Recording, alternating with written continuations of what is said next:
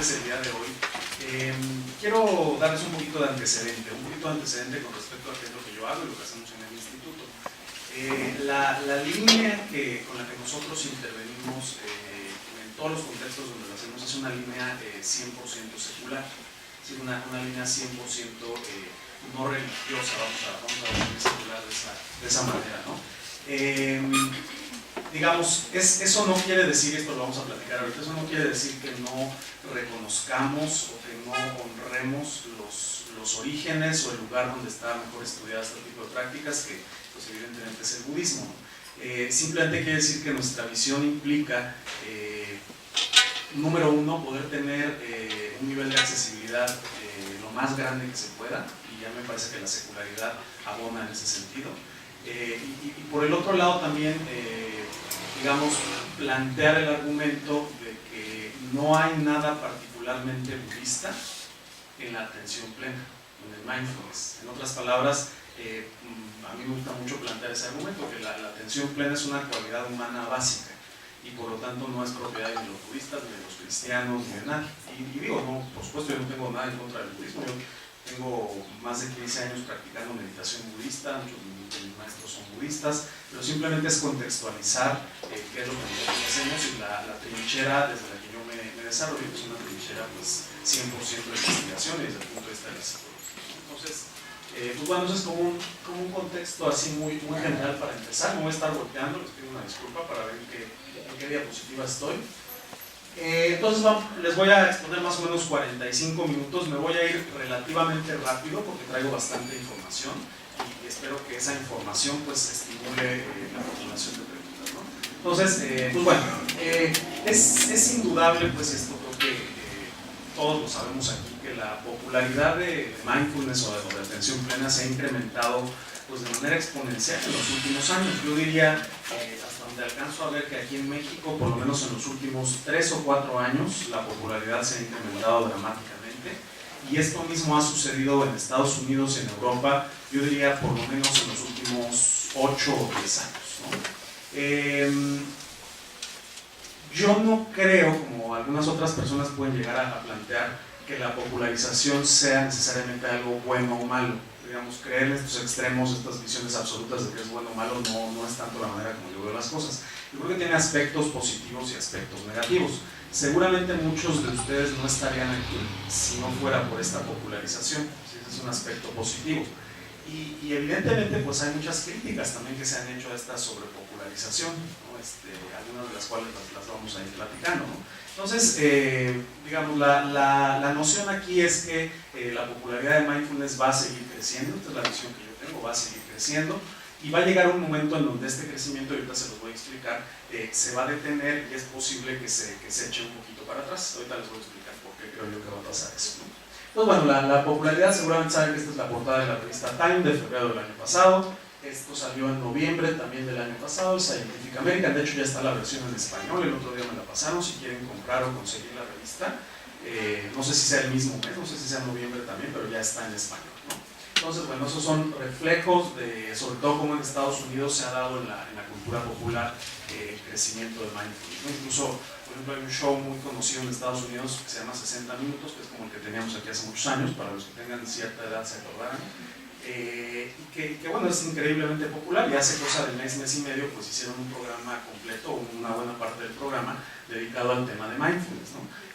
La gran mayoría o una buena parte de las empresas importantes de Estados Unidos cuentan con programas de mindfulness, muchísimas escuelas lo hacen también. Eso es un reflejo, insisto, de la gran popularidad. Digamos, si todos estos programas o toda esta popularización implica que siempre hay calidad en lo que se enseña, ese es otro boleto, ¿no? Lo que estamos hablando nada más es de la popularización, ¿no? Y les quiero enseñar este diagrama. ¿Quiénes de ustedes conocen este ciclo de sobreexpectación de Gartner? ¿Hay alguien que lo conozca? Levante la mano. Se los explico. Esta es una, por ahí hay alguien que sí lo conoce, ¿no? Esta es una gráfica que tradicionalmente se utiliza para describir el ciclo de vida que tienen productos tecnológicos, que creo que aplica muy bien al tema de mindfulness. Entonces, lo que sucede con, digamos, con lanzamientos tecnológicos innovadores, etcétera, es que está el lanzamiento del primer grupo. No va a parar para explicarles, ¿no? Esto es el tiempo, ¿no? Va corriendo el tiempo, y se va volviendo cada vez más visible. Entonces en el lanzamiento pocas personas lo conocen, ¿no? Y llega un momento en donde la visibilidad es extrema, hay una gran visibilidad. Esto es lo que está pasando en Estados Unidos, ¿no? Hay una visibilidad que está literalmente hasta en la sopa. Hay una revista, muchos de ustedes seguramente saben, que se llama Mindful, ¿no? Que está al lado de, pues, del Cosmopolitan y todo ese tipo de revistas, ¿no? Es una revista que se llama Mindful. Lo que empieza a suceder y lo que ya está sucediendo en Estados Unidos, y creo que nosotros en México estamos, digamos, tirando hacia ese pico, es que se le atribuyen cualidades a la práctica que en realidad no las tiene. Es decir, mindfulness es la cura para todos los males de la humanidad, casi casi. Y esto, malamente desde mi punto de vista, se refuerza con la noción de que hay investigaciones de mindfulness de lo que ustedes me digan. Literalmente lo que ustedes me digan hay investigación. Cada ratito sale un estudio nuevo, con la población que ustedes me digan, con digamos en la revista que ustedes me digan, etcétera, etcétera. Entonces la percepción que se tiene es que, bueno, mindfulness es la panacea, tal cual. Entonces, en Estados Unidos esto es lo que está empezando a suceder. Y aquí en México me parece que también, en muchos sentidos. ¿Qué es lo que pasa? Después de que hay un pico de expectativas exageradas, pues evidentemente no es difícil de entender que viene un abismo de desilusión. Es decir, después de un tiempo que la gente practica o que salen estudios que contradicen los hallazgos previos, pues la gente va a decir, oye, tú me prometiste que me iba a resolver la vida a la práctica y en realidad no es para tanto, me sigo sintiendo igual de estresado o sigo teniendo los mismos cuestionamientos existenciales, etcétera, etcétera, ¿no? Que eso en realidad no sería nada malo en ningún sentido. Entonces, parte de lo que empieza a suceder, empiezan a haber atisbos de esto en Estados Unidos y en Europa, es que se empieza a criticar al movimiento. De hecho, hace 3 o 4 días en el New York Times salió una crítica muy fuerte a todo el movimiento de mindfulness, ¿no? Entonces, esto empieza a suceder, es decir, empieza el pico y entonces vamos para abajo con una desilusión. ¿Qué es lo que acaba sucediendo después de esta desilusión? Que yo creo que todavía no llegamos al fondo del abismo de desilusión. Hay una rampa de consolidación en donde se llega a un equilibrio entre la desilusión y los hallazgos que realmente promete la práctica de mindfulness, hasta que se llega a una meseta de productividad. Esto se los explico para que tengamos un poquito de contexto de dónde estamos históricamente desde mi punto de vista en este movimiento, como algunos lo llaman, de mindfulness, ¿no? Entonces, en realidad estamos en el inicio y aquí en México, insisto, mi perspectiva es que apenas estamos llegando al pico de las expectativas, ¿no? ¿Sí han escuchado la mayoría de ustedes esto? Que mindfulness es muy bueno para muchas cosas.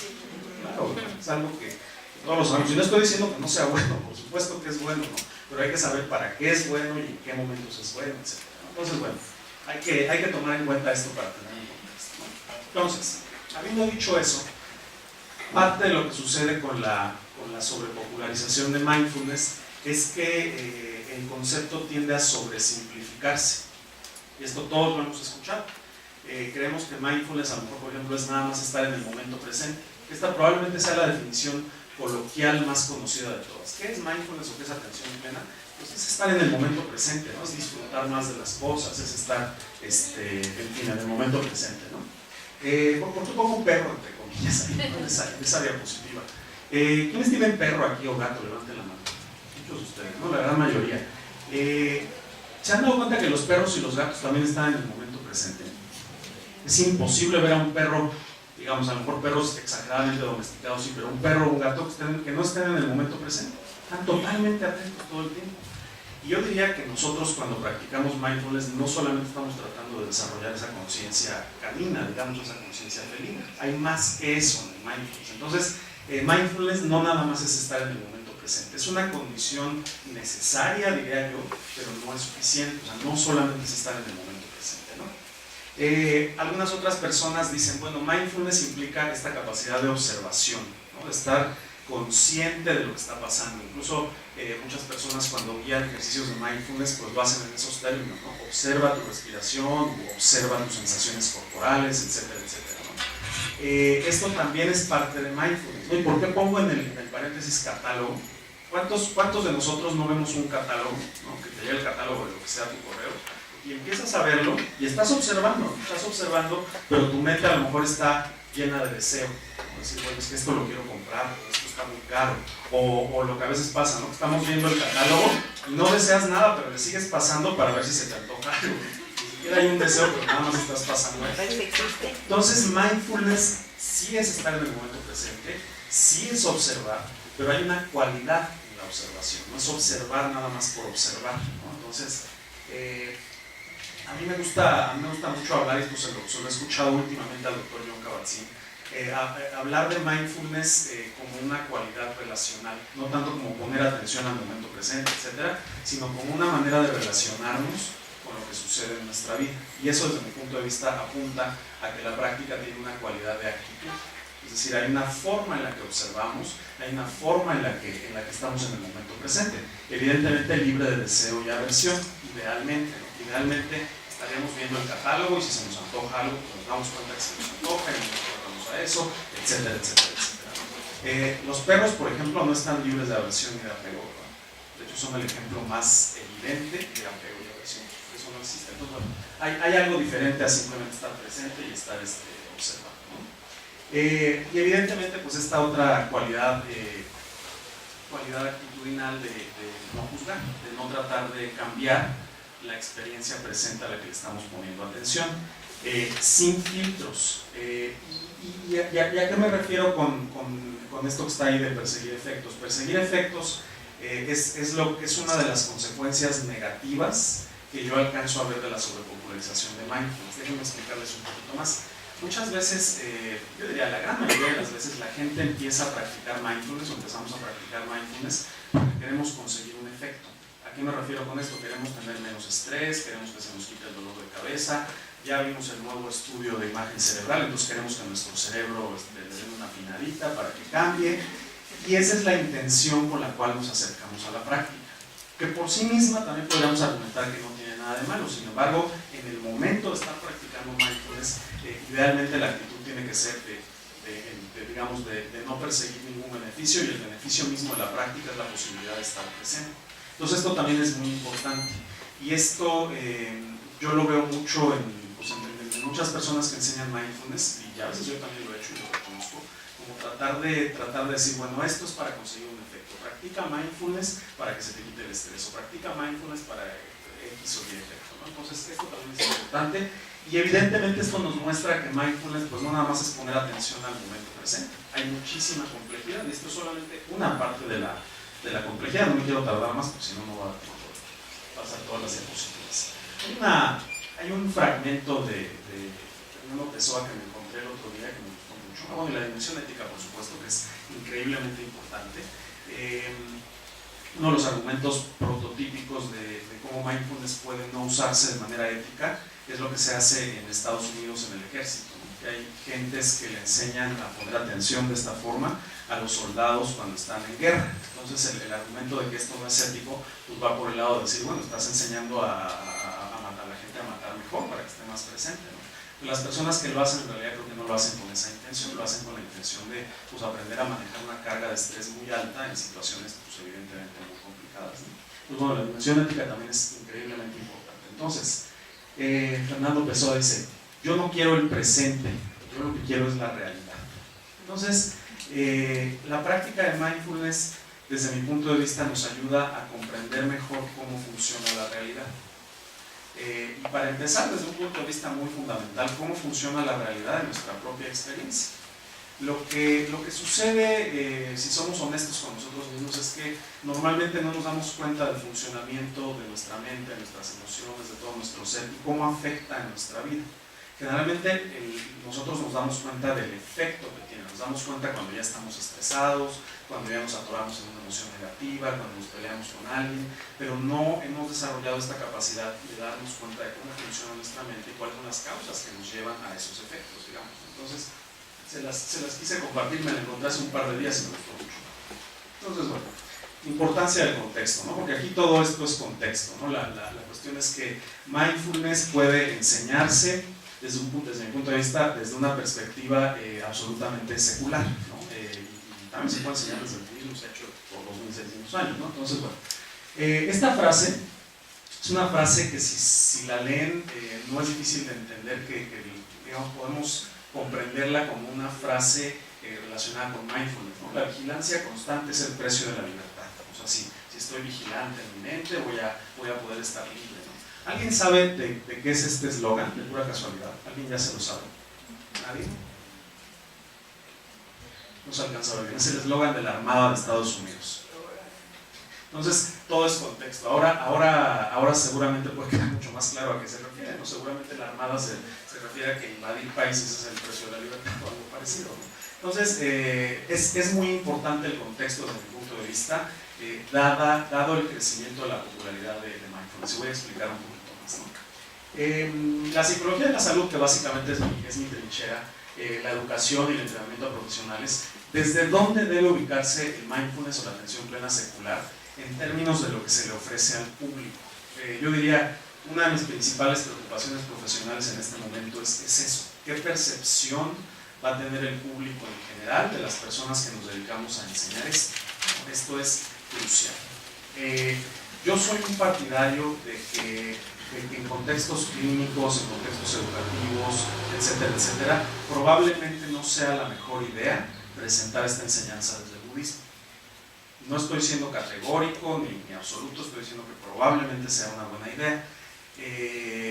Parte de lo que yo he estudiado, de lo que me he dado cuenta, es que es perfectamente posible conseguir los mismos niveles de introspección, de profundidad, de absorción, presentando la práctica sin hacer una sola mención del budismo. Esto evidentemente es todo un reto, y esto abona al argumento que les platicaba hace un rato, de que pues yo no creo que el mindfulness sea budista, necesariamente. En el budismo se ha estudiado salud mental, el budismo se ha estudiado con mucha más profundidad que en cualquier otra disciplina, eso es cierto, pero eso no quiere decir que sea propiedad del budismo. Es decir, los tacos se hicieron en México, pero en cualquier lugar del mundo podemos cocinar tacos, ¿no? No vamos a ir a decir, no, los alemanes no pueden hacer tacos porque están mal. Pues no, es así de simple.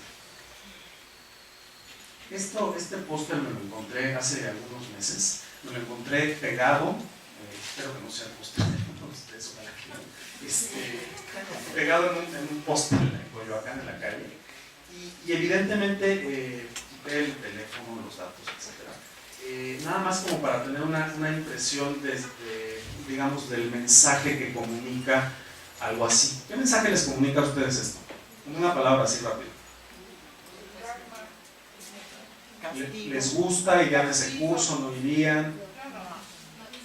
¿Okay? A lo mejor es muy bueno, digamos, yo ni siquiera sé quiénes son y por eso borré los datos, nada más es un ejemplo, ¿no? Como psicólogos o como educadores, etcétera, creo que este no es el camino y vamos a ver un poquito por qué, ¿no? Nosotros como, bueno, ¿cuántos de aquí son psicólogos? Levanten la mano. Pues estamos diciendo un mensaje, igual más una persona levantaba la mano, entonces, yo no creo que para enseñar mindfulness necesariamente se tenga que ser psicólogo, evidentemente. O sea, hay estupendos maestros de mindfulness que no son psicólogos, y hay maestros de mindfulness que son psicólogos y pues tienen muchas áreas de oportunidad, por ponerlo de una manera muy suavecita, ¿no? Entonces, desde el punto de vista de la psicología, yo creo que nosotros tenemos recursos didácticos, tenemos recursos terapéuticos, técnicos, experiencia de vida, que esta la tenemos todos, y sobre todo acceso a instituciones de manera ética dentro del ejercicio de nuestra profesión.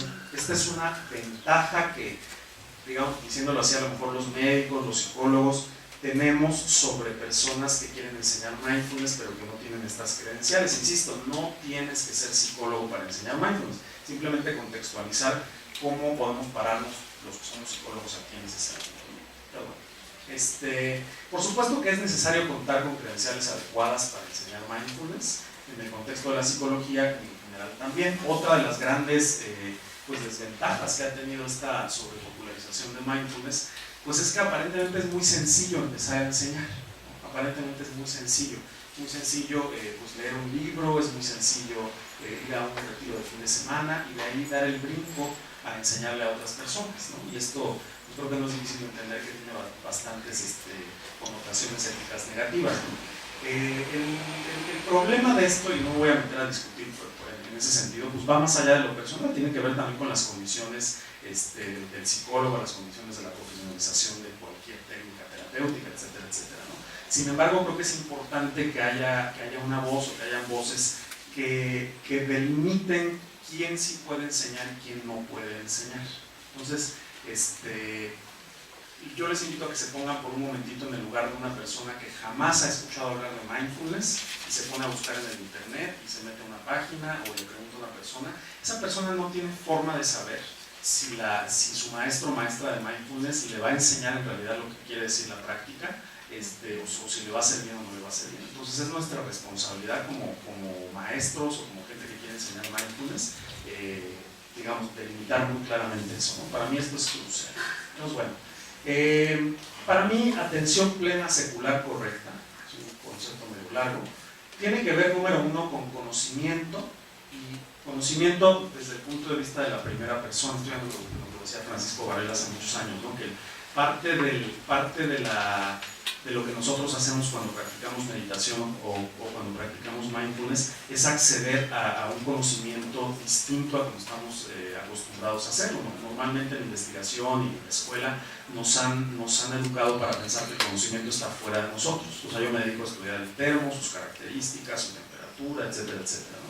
Y el conocimiento desde el punto de vista de la primera persona implica que el sujeto o el objeto de estudio somos nosotros mismos, o sea, nos dedicamos a estudiarnos nosotros mismos, lo cual pues, es una condición indispensable para poder enseñarle a otros, ¿no? Entonces, ese es el primer factor. El segundo factor pues, es contar con información adecuada y habilidades de enseñanza contextual, ¿no? O sea, si a mí me ponen, por ejemplo, a enseñarle mindfulness a una población con la que nunca haya trabajado, pues yo no lo voy a poder hacer, pero si me ponen a trabajar con algo que ya haya hecho, pues eso va a convertir en relevante lo que voy a enseñar, ¿no? Entonces, bueno, quiero platicarles rapidísimo esto. Esta preocupación, esto que les acabo de decir, muchas personas ya lo han abordado. Es decir, ¿cuáles son los criterios que debe de tener una persona para poder enseñar mindfulness, ¿no? Esto es un trabajo que salió de la Universidad de Oxford en el Reino Unido y son, de hecho puse 6 dominios y aquí nada más hay 5 para ustedes, ya me estaba poniendo atención. Vamos a ver los 5 dominios. Número 1, cobertura, ritmo y organización del currículum de la sesión, habilidades relacionales, encarnación de la atención plena, o sea que tú practiques mientras enseñas, guía de ejercicios de atención plena y sostener el ambiente grupal de aprendizaje. Entonces, es muy importante, que es algo que nosotros hacemos en nuestro diplomado de formación profesional, evaluar a las personas en estos términos, en términos de qué también se desempeñan y que puedan tener indicadores de cuáles son sus áreas de oportunidad y hacia dónde pueden desarrollarse más y en dónde están caminando más o menos bien, ¿no? Esto se hace en muchas universidades, se hace en UCLA, Universidad de Massachusetts, nosotros lo hacemos, etcétera, etcétera, ¿no? Entonces, importante contar con criterios, ¿no? ¿Todos saben quién es Jon Kabat-Zinn? ¿Alguien no sabe? Ok, todos saben, es conocido mundialmente. Entonces, Jon Kabat-Zinn dijo esto durante un retiro. Esta es una visión que Jon Kabat-Zinn tuvo durante un retiro, se los voy a leer textual, ¿no? Él dice: vi con claridad no solo un modelo que podría ponerse en práctica, sino también las implicaciones de lo que podría pasar si esta idea básica pudiera ser implementada en un ambiente de prueba, el cual pudiera desatar nuevos campos de investigación científica y clínica alrededor del mundo. Esta es la visión que tuvo Jon Kabat-Zinn antes de crear su famosísimo programa de reducción de estrés, que tiene ya 36 años que se creó. Y 36 años después, pues la cantidad de investigaciones que se han hecho es impresionante. Ahorita les voy a enseñar una gráfica que muchos de ustedes ya conocen, ¿no? Entonces, importante saber cómo incluso una visión secular, una visión absolutamente secular, puede llegar o ha podido llegar a crecer a este nivel, ¿no? Entonces, nosotros, ¿qué es lo que hacemos? Nosotros tenemos básicamente 3 áreas de trabajo. Nuestra primera área de trabajo es evidentemente la impartición de intervenciones basadas en mindfulness en instituciones y para el público en general. Entonces, yo diría el 40% de nuestro trabajo es ese, ¿no? La segunda área es la investigación, aunque esto es algo que ahorita les voy a platicar con un poquito más de detalle. Y la otra, que es pues en lo que estoy más interesado ahorita, es entrenar a profesionales para que ellos a su vez puedan enseñarle mindfulness a otras personas. Esas son las 3 grandes áreas en las que yo me desenvuelvo y el instituto también se desenvuelve, ¿no? Investigación. Vamos a hablar un ratito del trabajo que he hecho de investigación. Y bueno, esto esperemos que estimule preguntas y bueno, vamos más o menos bien el tiempo, ¿no? ¿Quiénes conocen esta gráfica? ¿Quiénes ya la han visto? No mucho, se las explico. Esta es una gráfica que es tiempo, años, contra número de publicaciones, ¿no? Es decir, aquí están los años desde los 80s hasta el año pasado, hasta el año antepasado, y el número de investigaciones con la palabra clave mindfulness, digamos, indexada en las bases de datos. Si se dan cuenta, en los 80s y en los 90s, pues en realidad había muy poquita investigación, incluso a principios del milenio también había relativamente poca investigación. Para los que sepan de matemáticas, pues esto es una función exponencial, que de repente está todo muy parejito, se da un boom en el crecimiento. En el 2013 pues hubo casi 550 artículos, ¿no? Esto es muy importante, esto es muy relevante para el crecimiento de este campo, pero hay que tomarlo con un poquito de escepticismo. ¿Por qué hay que tomarlo con escepticismo? Porque este crecimiento es pequeño en relación con el crecimiento, con la cantidad de investigaciones que hay en otras áreas. Si nosotros hiciéramos una búsqueda, por ejemplo, de la relación que hay entre hacer ejercicio y la disminución de enfermedades cardíacas, en el 2013 no nos encontraríamos 549 investigaciones, nos encontraríamos 15.000 o 20.000 investigaciones. Entonces es un crecimiento discreto. Uno que está metido todo el día en este mundo, pues puede decir que padre, a cada rato sale una investigación, hay muchas cosas que están creciendo, etcétera, pero la realidad de las cosas es que todavía hay muchísima gente más que lo ignora que la gente que conoce acerca de esto, ¿no? Y bueno, no conozco los datos del 2014, pero seguramente esta tendencia se mantiene, ¿no? Entonces, ¿por qué es importante hacer investigación, en particular en México, ¿no? ¿Cuál es mi perspectiva? Evidentemente, pues el objetivo de la investigación, uno de los objetivos principales de la investigación, es la generación misma de conocimiento. O sea, el generar conocimiento por sí mismo tiene un valor para la sociedad, tiene un valor para el campo, etcétera, etcétera. Eso es indudable, ¿no? Número dos, el tema de la relevancia cultural. No sé si ustedes sepan, pero más del 90% de estudios, de investigaciones de mindfulness en todo el mundo, los sujetos que participan en esas investigaciones son mujeres caucásicas de entre 30 y 50 años. Eso plantea un problema, ¿no? Eso plantea un problema, pues primero de validez ecológica, o sea, cómo estos hallazgos pueden aplicarse en todo el mundo, ¿no? Y bueno, si les tiramos la liga un poquito, pues es un problema de discriminación también. ¿Qué pasa con el resto de personas que no somos mujeres caucásicas de entre 30 y 50 años? ¿Y qué pasa con la manera en que difundimos los hallazgos de mindfulness? Estamos diciendo, mindfulness te va a cambiar el cerebro. Bueno, pero hablemos de a quién le cambia el cerebro, en qué mundo viven, en qué contexto viven. Y eso, yo la verdad es que no lo he visto discutido mucho. Entonces, es importante tener investigación que sea relevante culturalmente. Aquí, yo creo que hay muchas formas de hacerlo relevante. Evidentemente, la primera pues, es contar con sujetos mexicanos, ¿no? Eso es básico.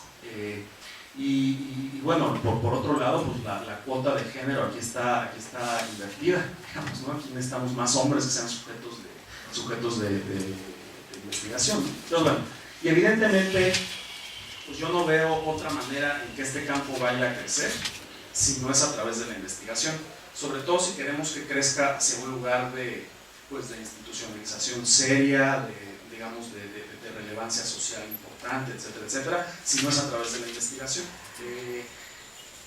A lo mejor algunos de ustedes lo han hecho, pero si uno va a tocar la puerta al director de un hospital y le enseña el póster del karma de mindfulness, seguramente las probabilidades de éxito van a ser bastante bajas. A mí me ha pasado incluso que he llegado con evidencia científica dura de los beneficios de la práctica y aún así pueden llegar a cerrar la puerta. Sin embargo, creo que las probabilidades aumentan cuando existe investigación relevante. Entonces, para mí esto es básico, ¿no? ¿Cómo? ¿No? ¿Cuál sería la forma de hacerlo desde mi punto de vista? Yo veo una secuencia, ¿no? Lo primero pues, es medir la atención plena, ¿no?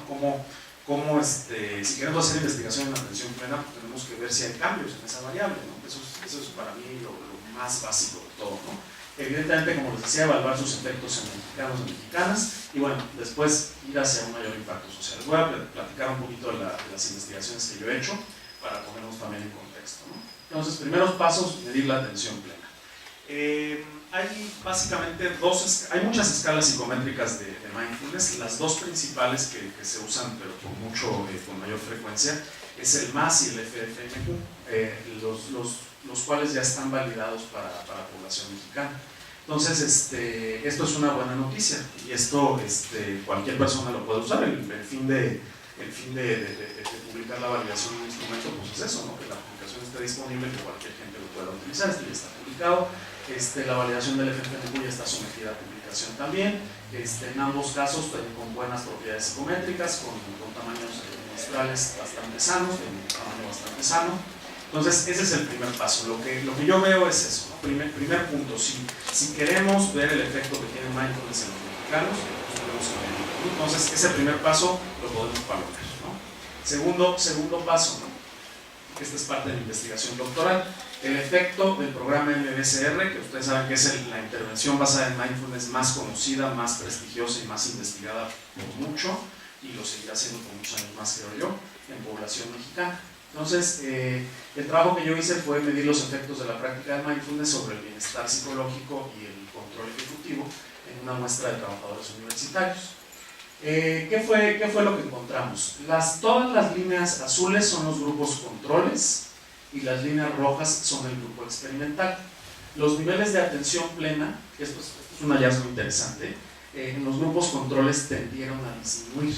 O sea que si la gente que no practicó mindfulness no hace nada, por lo menos en el periodo en el que medimos mindfulness, esto tiende a disminuir y hubo un aumento significativo en el grupo experimental antes y después. Entonces este es grupo control, grupo experimental, este es el pre y el segundo puntito es el post, digamos, antes y después, ¿no? El afecto positivo, que es una medida básicamente de qué tan entusiasta se siente la gente, qué tan buen ánimo tiene, también se incrementó en el experimental y disminuyó en el control. Podemos ver que inician en el mismo puntaje antes de la intervención y después de la intervención cambian, ¿no? Lo mismo con el tema de los pensamientos automáticos negativos. La cantidad de pensamientos automáticos negativos se incrementa y disminuye en el grupo experimental. Y en el tema de la ansiedad, pues es de esperarse que los niveles de línea base de ansiedad pues sean más altos en el grupo experimental, puesto que reclutamos a sujetos interesados en participar en un curso de estrés, pues tendrían que tener un nivel más alto. Sin embargo, pues bueno, de todas maneras el nivel de ansiedad pues parte de lo que se halló. Y por el otro lado, la parte que investigamos fue el control ejecutivo. El control ejecutivo, visto de una manera muy sencilla, es la capacidad que tenemos las personas para hacer a un lado la información que no es relevante y quedarnos solamente con la información que sí es relevante. Si se dan cuenta, esto es mucho de lo que hacemos en la práctica de meditación. Por poner un ejemplo, si estás poniendo atención a tu respiración y viene un pensamiento, pues entonces tratas de que tu atención no se involucre tanto con ese pensamiento y regresar. O sea, haces a un lado la información que no es relevante y te quedas con la información que sí es relevante. Entonces, para esto, pues hicimos una versión modificada de la prueba de Stroop. Para los que no conozcan la prueba de Stroop, es muy sencillo. Bueno, si imagínate que tú estás enfrente de tu computadora y te presentan esta palabra azul, escrita en color azul. Tu tarea es contestar de qué color está escrita la palabra. ¿De qué color está escrita la palabra? Que en este caso, pues es muy fácil. Hay congruencia entre el significado de la palabra y el color con el que está escrito. En este caso, es más difícil. La lectura es un proceso automático. O sea, nosotros en piloto automático leemos. Entonces, como quien dice, se nos cruzan los cables y tenemos que ejercer esta capacidad de control ejecutivo para hacer a un lado el significado de la palabra y estar presentes con el color de la palabra. Lo que nosotros hicimos fue hacer una variante de esa prueba de Stroop que se llama prueba emocional de Stroop, en donde en vez de poner palabras neutrales como los colores, poníamos palabras con contenido emocional. Es decir, la palabra ansiedad, la palabra muerte, varias palabras con connotación negativa, siguiendo este mismo principio de la prueba de Stroop.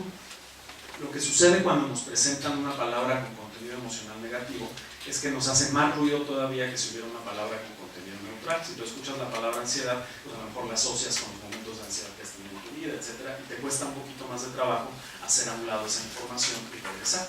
Entonces lo que vimos es que hubo mejoras en el grupo experimental, el grupo que tomó el curso, en su desempeño de la prueba de Stroop. Es decir, se tardaban menos tiempo en contestar y con menos errores que el grupo control. Eso quiere decir que la práctica de mindfulness, por lo menos es la conclusión a la que yo llegué, la práctica de mindfulness ayuda al control ejecutivo. Esto también se ha medido con pruebas de imagen cerebral, ¿no? Pero para hacer estudios con, digamos, de imágenes cerebrales se necesitan presupuestos bastante interesantes. Esa es la cuestión. Ya estamos en la parte final, justo a tiempo. Les voy a platicar un poquito de los proyectos en los que estoy trabajando actualmente. En Estados Unidos, en la Universidad del Sur de California, estamos midiendo los efectos de un entrenamiento corto de atención plena. Cuando digo corto me refiero a 20 minutos de entrenamiento, una práctica muy chiquita, en pacientes latinos con cáncer. En particular, lo que queremos ver es si la comprensión lectora de materiales de salud en estos pacientes se incrementa producto de la práctica de mindfulness. Ya sabemos que los pacientes con cáncer tienden a tener digamos, condiciones psiquiátricas comórbidas, ansiedad, depresión, etc. Y eso disminuye la comprensión lectora. Entonces queremos ver si una práctica ayuda a la gente a tener mejor comprensión lectora de cómo cuidarse, de cómo comer bien, etc. ¿no? Número uno. Esto, bueno, ya no es actual, en realidad es un proyecto ya pasado. En Alemania son los mecanismos de acción de la meditación Vipassana. Básicamente lo que encontramos es que es congruente con nuestra hipótesis, que hay dos mecanismos de acción, uno es la atención y el otro es la ecuanimidad. Si alguien quiere que les platique más al ratito, si quieren acercarse conmigo, les platico.